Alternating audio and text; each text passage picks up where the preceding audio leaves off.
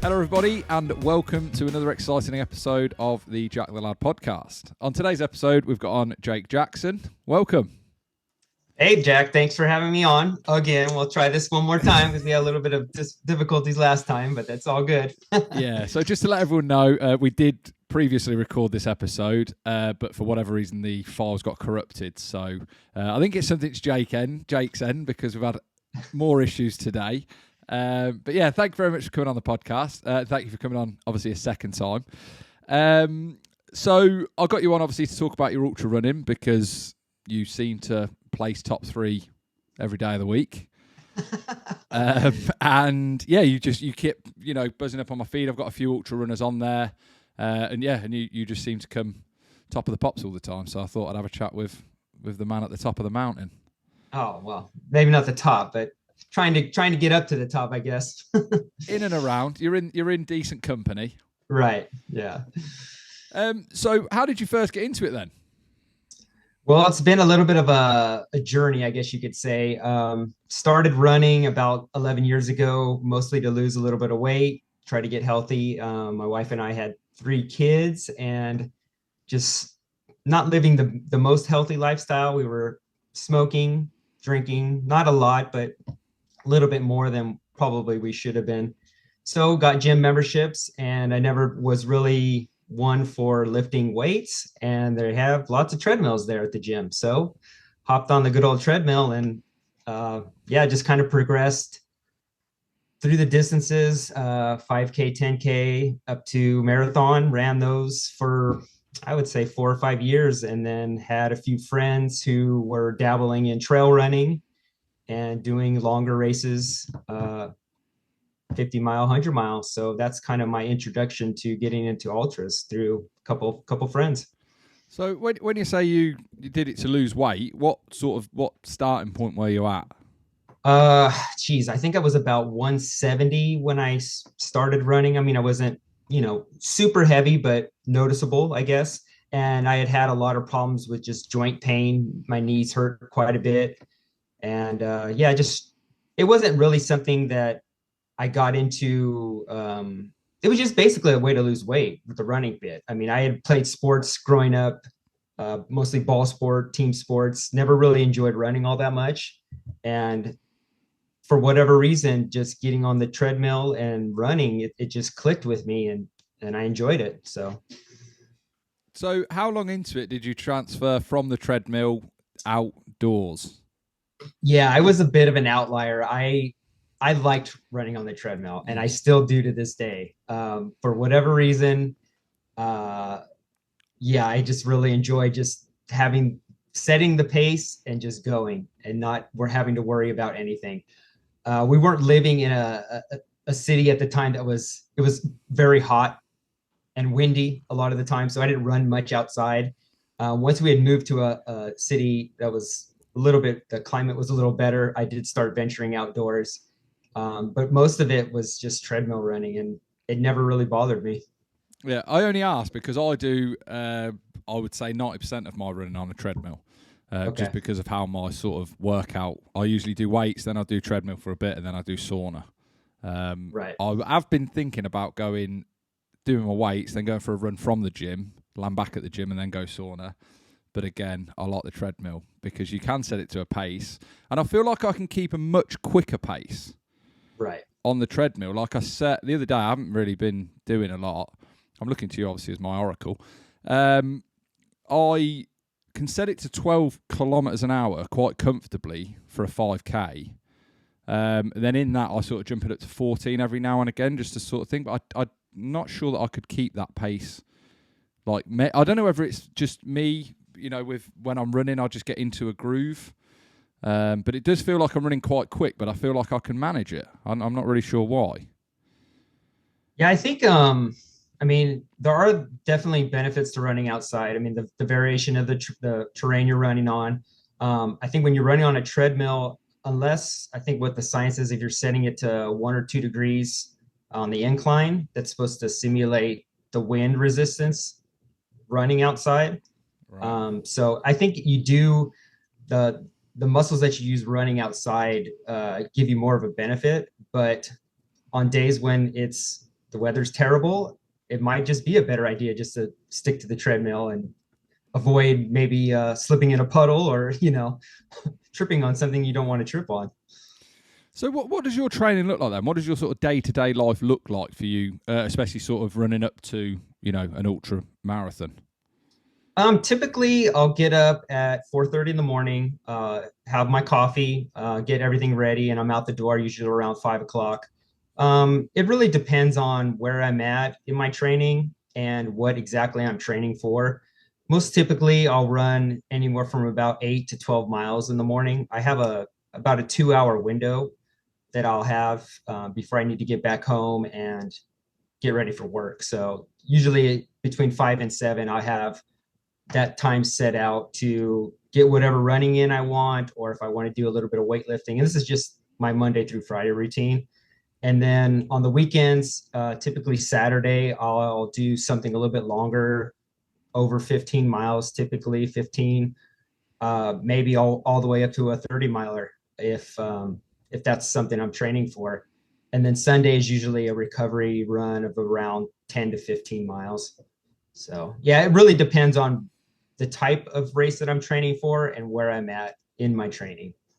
So when you say then, obviously, you're on a Saturday, you do a longer run, you do between sort of 15 to 20, 30 miles. Yeah. What would depict the reason why you would do a 30 miles rather than, say 20? Is it the length of race that you're building up to, or? Yeah, I mean, typically if I'm doing a flatter race, if I'm training for a flatter race, I'll do something, say I'll go out and run 30 miles on a track if that's the type of race. Because I do a lot of 24-hour races that are looped on, flat surface. So it's important to specificity, I guess you would call it. You want to try to simulate the type of terrain that you're going to be racing on. So that's where you do on your long runs, you'll go out and test out your nutrition, test out pacing, and the long run is where you hash out a lot of those problems that you might arise during the race. So how long, when you're doing your races, obviously as an ultra runner, how often are you running races? Well, typically you want to have, I would say, a 3 to 4 month build. This past 5 or 6 months has been a little bit different for me. I decided early in the year, since I didn't have anything major on the calendar, that I wanted to try something a little bit different. And I ended up running 500-mile races, one every month starting in March. So yeah, March, April, May, June, July, I had a 100-mile race every month, which is definitely out of my comfort zone. And that's a little bit why I wanted to do it, just to see if I could do it. So yeah, typically, you'll build 3 to 4 months, have the race, have a little bit of recovery, and then start over again. So just before we get into your, 5 months of 100 milers, so when you're saying your 3 to 4 months of your build-up training, within that, obviously within a calendar year, then you're only doing sort of 3 to 4 races each year. Yeah, I mean, if I'm building for a 100-mile race, you might want to throw. Sometimes I'll throw like a 50K or a 50-mile race, training races in between. As you do. Yeah, yeah.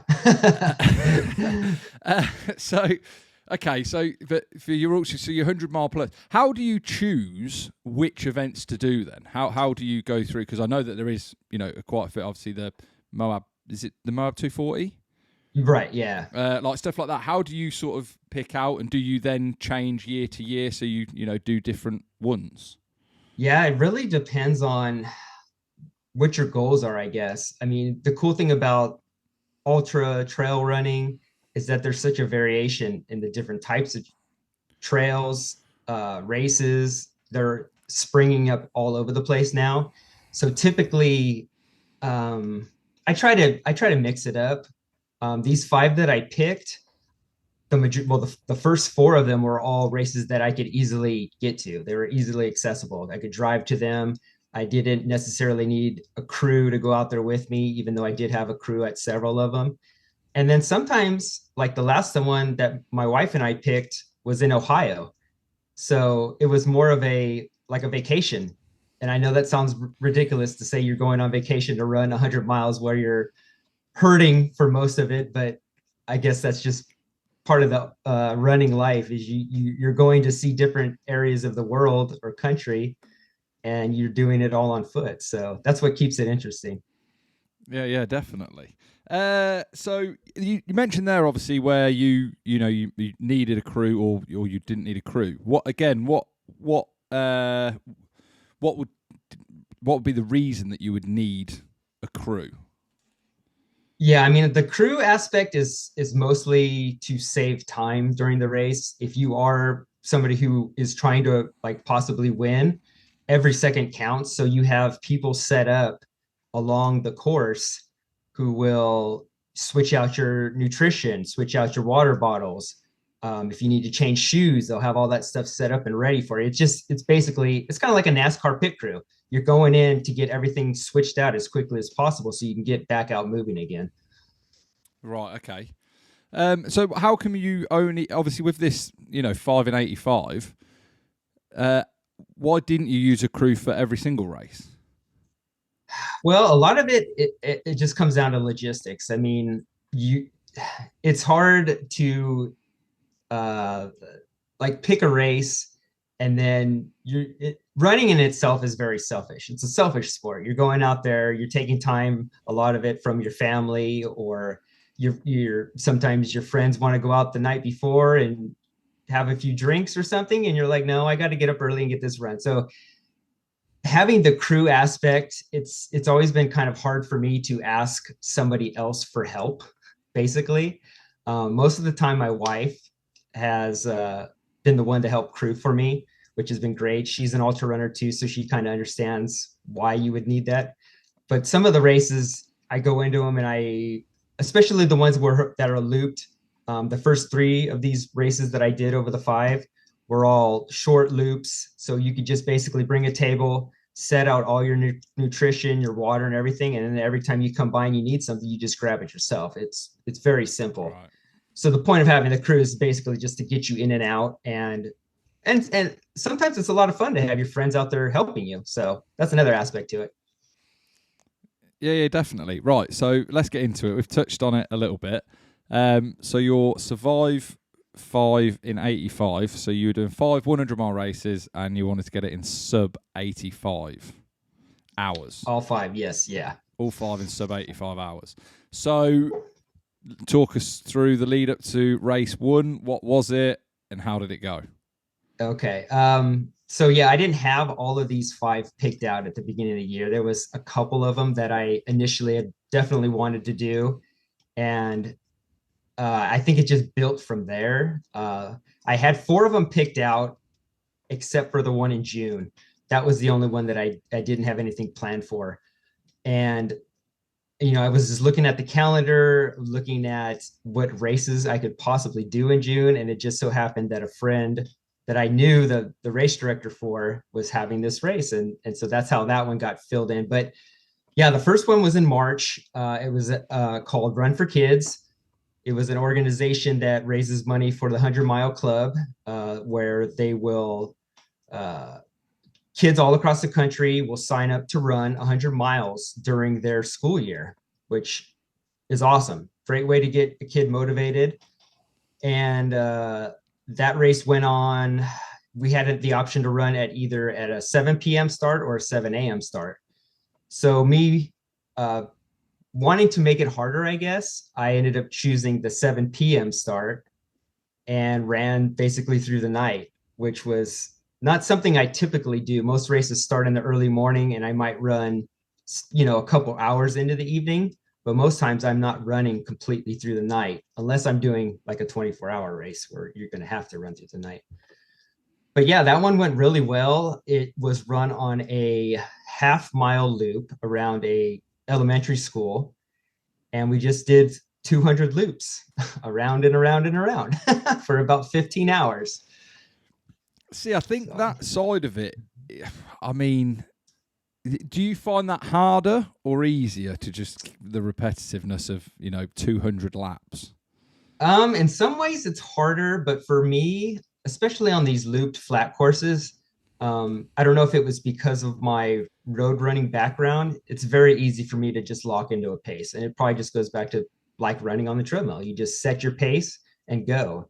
It's easy to zone out, of course, when you're not running up and down mountains. So, yeah, the challenging part in that was obviously the sleep deprivation running through the night and not having really much to look out besides your light from your headlamp in front of you. And that's pretty much it. And it was the same. We didn't change directions. We just went the same direction Mm. 200 times. So, and Yeah. and the cool thing about that race was that they were going to have a kids run the following morning where they would come out and the kids would run a 5K on the same loop. So that was something when the sun started to come up the next morning, people started trickling in. There was more cheering going on. So that was the thing that kept me motivated to finish the last several hours when the sun started to come up.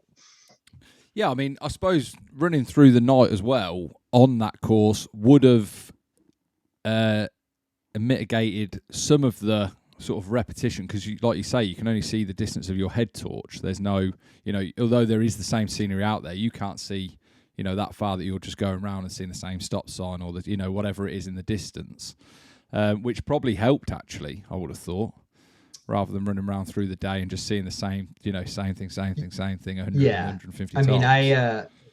I used a lot of music out there. There are times when you do get to run with people, but I knew this race I would probably not have many people to run with. It was kind of a lower key local race, so it was a lot of like passing people and just cheering them on and getting cheers from them that just keeps you motivated. So I'm assuming you won that race, I did. I set the course record, but which I was was really going to. cool. That's okay. By how much? I think I broke the course record by I think it was a half an hour. Okay. So yeah, it was cool though. Yeah. So obviously you 5 and 85. So what's that? What's that each one? You've got to do 17 seven. hours Yeah. average. Okay. So first one in the bag. What do we do it in? That one was in 15:05, I believe. So Okay. I knew the first three were going to be definitely faster than 17 hours just because of them being looped courses. So I did bank a little bit time early on. Okay. Yeah. So going into your first race then, and during the race, whatever, did you sustain any injuries at all? No, I yeah, I was able to basically run a couple days after the race was over. Felt really good. That was probably my strongest race out of all of the five. That brings me on to that actually. So recovery period. Mm-hmm. Once you finish your run, I mean, I saw one of your Instagram posts the other day about you walking back to the hotel. That looked like a hell of a Yeah. struggle, especially if you have to contend with stairs. But yeah, so what does the recovery look like? So you've ran on Saturday, Sunday. I'm assuming most of these races are on a weekend. Right. Yes. When would you usually be I'm good to go again? Well, Please don't say the day typically after. it really depends on how hard I push during these races. I knew Right. going in that whatever fitness I had was going to have to carry me through the next 5 months. There wasn't going to be any big training blocks in between each one of these races. Um, I had 3 weeks basically from the time I finished that Run for Kids race until the next race. So I took about a week of just making sure that I didn't have any lingering soreness, besides the muscle soreness that you typically always have after a race. And the first couple of days, it was just going out and walking mostly, and then just really slow jogs just to see if my mind and body were ready to start running again. And I noticed that one of the things that I implemented in between each one of these races that I'd never tried before was uh, being very like cognizant of what I was eating the days following the races. Uh, there's been a lot of professional runners who have been eating lower carb uh, on their buildup, and especially after the races have been done. So I wanted to try this.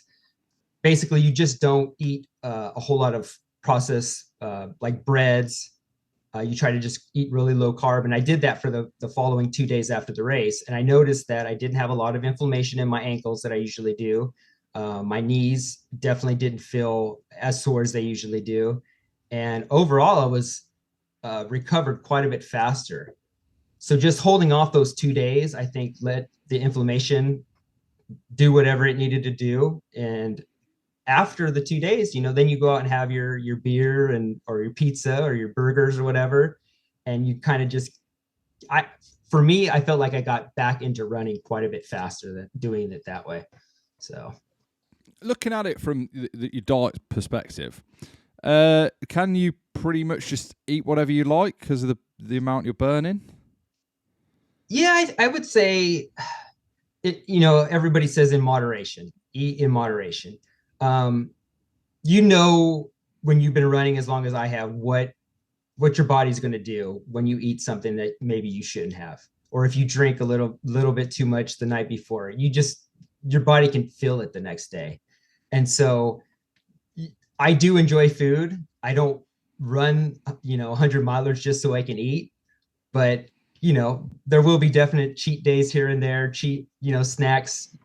I don't deprive myself, and I have done that in the past. 2018, 2019, I was really, really strict with what I was eating. And I think it led more to just not being very happy. I was always stressed out about what I was eating. So, I don't get paid to do this. I'm not a professional runner. So I don't see why I need to be as strict as maybe somebody who does get paid to do it. So yes, I do eat whatever I want, but with limitations, I guess I could say. Okay, so what would a normal day's food look like for you? When would you have breakfast and? Yeah, typically during the week, I'll have oatmeal with chia seeds and coffee. Lunches kind of varies on leftovers, maybe whatever my wife made, spaghetti. I like to make wraps, meat cheese wraps. It's nothing fancy. It's just kind of whatever sounds good at the moment. And I think it's just more of knowing, if you go out and eat junk food the day before, don't expect to feel super great the day Yeah. after. And, yeah. Yeah, definitely. Right, so that leads us on to race 2. Okay, race 2 was, geez, what was the name of that one? Beyond Limits Ultra. That one was another close race, about an hour drive from where we live. This one was really cool because my son got to go out with me.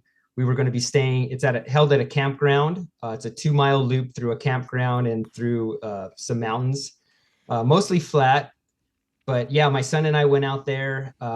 We were able to stay in the bunkhouses the night before, got up race morning, and he was able to crew for me for most of the day. And he had been training for a 6-hour race.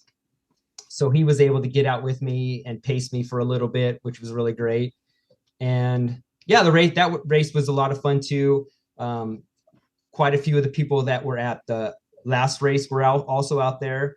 The race director for that race I know really well, so it was just like a big party. A lot of these things the races, we see the same people at all of them, so it's just another family reunion. So yeah. Okay, so when you say, I mean, when you say it's a big party, at what point does it become a party? Just the cheering aspect. That race, it was really cool because when the night would come in, they had inflatable lit up structures, and I forget the theme that they had, but they had people with a shave ice machine, and people were taking pictures in front of a tropical island backdrop. And yeah, it was just, the race directors are really fun. They like to keep things exciting for all the runners, so it's not boring. And yeah, and I mean, I'm sure there was a lot of people out there, having their cocktails too, because I know that they did at some of the aid stations, they had fireball shots and stuff like that going on. Okay. You didn't partake in that, I'm I assuming. did not, no. And this race is really cool because they have a 72-hour race going on, a 48-hour race going on, and a 24-hour race going on. plus the 100 miler. So there's people doing all different distances, going all different speeds. So it was a lot of fun. So it's a 2 mile loop, and again, obviously that's during the day. So the 2 miles isn't. I'm going to say 2 miles isn't that far. A lot of people say it isn't, but a lot of people couldn't do it. I would say. So 50 times round there. Scenery Right. good. Oh yeah, it's beautiful. Running through the pine trees, and there was a few stream crossings that we would go over, little bridges. There was a short road section, and that was during the night. That was always my reprieve to walk on, because yeah, towards the end, it's important to take little walk breaks if you need to. So before the races, would you get like you'll get obviously the 2 mile loop that you go. Will you get the course? I suppose the geographical location. Do you know what I mean? Will you get it panned out and you'll know what you're running on at what point and for how long? Well, usually they'll have markers set up along the entire route. I had been out there several years, so I had known basically what the course was. So it was really easy to follow. But Right. yeah, most of these, especially the ones like through the mountains and stuff, they have flags up and arrows and markers to tell you which way to go. I mean, like pre race, like when you sign up Mm-hmm. to it. Just say for me, for example, if I was to Yeah. ever do that and turn up to my first 100 miler, would I have had like a map for me to set out and sort of schedule my training to meet the different requirements of the course? Yeah, I mean, most of the races they'll give you it's called a GPX file where you could either put it on your phone or sync it to your watch, so you have it that way.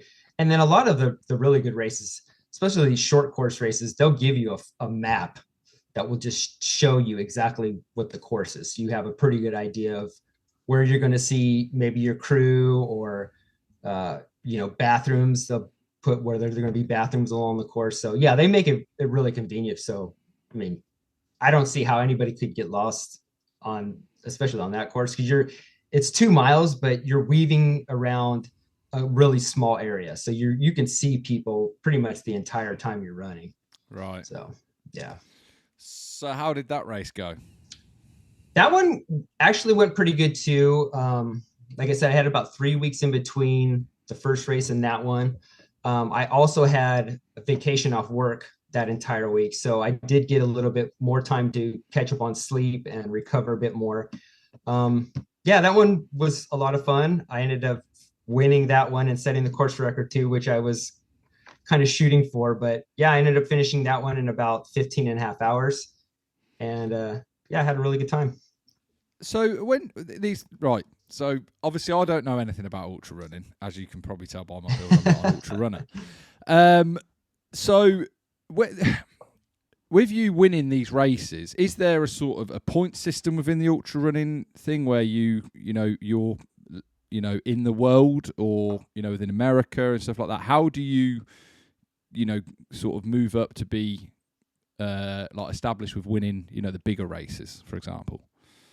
I'd say there's the majority of the races that are out there, there is no point system. Um, there are, of course, bigger races that have a lot more competition, but most of the races that, let's see, how can I explain this? We have this system called Ultra Sign Up, where you can register for most of the races, and Right. they kind of keep track of how you do at each one of these races, and then base your performance and give you a percentage ranking. Now, most people don't really pay too much attention to it because it's kind of a flawed system. I don't understand how they work the algorithm for it, but that's one way to kind of look at, okay, I want to do this race. I know this person is at pretty close to my uh, athletic level. How did he do at that race? Okay, well, this is what he did. So I could probably assume that I want to finish at a similar time. And that's how you can kind of see how difficult a race is, or uh, kind of plan out how you expect your race to go. So that's one of the good benefits of it. So when with the bigger race, you said obviously it's a lot more competition. Right. Uh, I'm assuming there is like a limit on personnel on the course. Yeah, some of them will only allow a certain amount of runners because of the trail, wanting to preserve the trails. Where there's some races that there's quite a few of the races over in Europe, well, they'll let several thousand people run all at the same time. It really just depends on where the race is and what the permits will allow for each one of those races to happen. So with them sort of races, then where you've got a limited amount of people can run, is it just a first come first serve basis, or would there be Yeah, sort of an invite? a lot of the races have lotteries now where you have to submit, pay your fine or your fees or whatever, and then they will pick out of a lottery to see if you make it in. Most of the races that I do are very small and they usually don't sell out. So it's very easy to get into a lot of the local smaller races. So it really just depends on how big the race is and how many people want to do them. Right. So how many, when you're saying like local races and stuff like that, how many like 100-mile races are happening each weekend Oh, in geez. America? These days, it seems like there's a race every single weekend that you could probably do. And there have been a few guys who have run 100-mile race every single weekend for an entire year. I mean, there's a lot of travel involved, but yeah, they're popping up all over the place now. Yeah. That's I mean, like I say, I'm not in that game, so I'm not sure how big it Right. is over this side of the pond. Right. Well, I'm going to have to wrap this episode up. We're already Okay. done, and obviously we're only in race 2. So, do you want to give everyone your Instagram handles, and then we'll jump back on and we'll see everyone next week. Yeah, it's Instagram is at Ultra Jake Jackson. That's Instagram, isn't it? Yeah. Yes. Right. Perfect. Right. Well, we shall see you next week, everybody. Sounds good. All right. See you later.